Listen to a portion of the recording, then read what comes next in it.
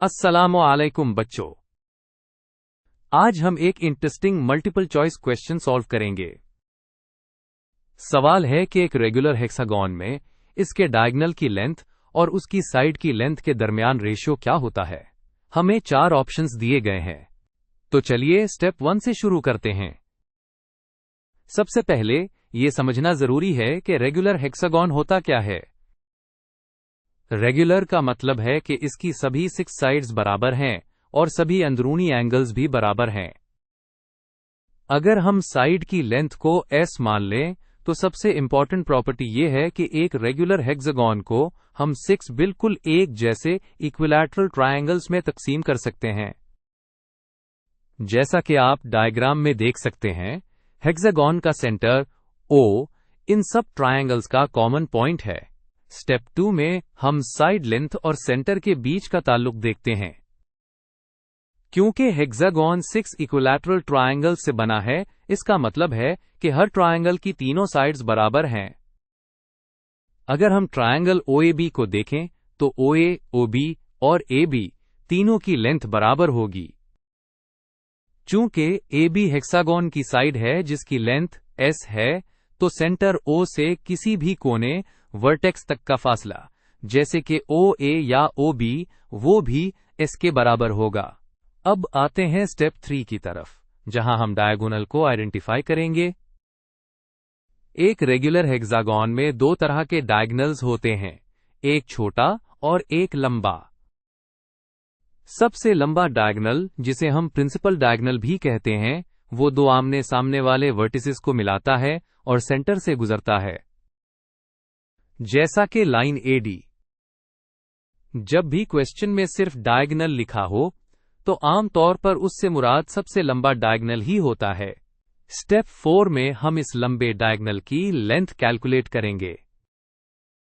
अगर आप देखें, डायगोनल AD 2 हिस्सों से मिलकर बना है, AO और OD। हमने स्टेप 2 में सीखा था कि सेंटर O से किसी भी वर्टेक्स तक का फासला सहे। इसका मतलब AO की लेंथ भी S है और OD की लेंथ भी सहे। तो पूरे डायगोनल AD की लेंथ होगी S प्लस S, जो कि 2S के बराबर है। अब हम स्टेप 5 में आ गए हैं, जहां हम रेशियो मालूम करेंगे। सवाल में हमसे डायगोनल की लेंथ और साइड की लेंथ का रेशियो पूछा गया है, तो हम लिखेंगे रेशियो बराबर है length of diagonal ratio side length. हमने डायगोनल की लेंथ 2S निकाली है और साइड की लेंथ सहे, तो हमारा रेशियो बन गया 2S रेशियो SS।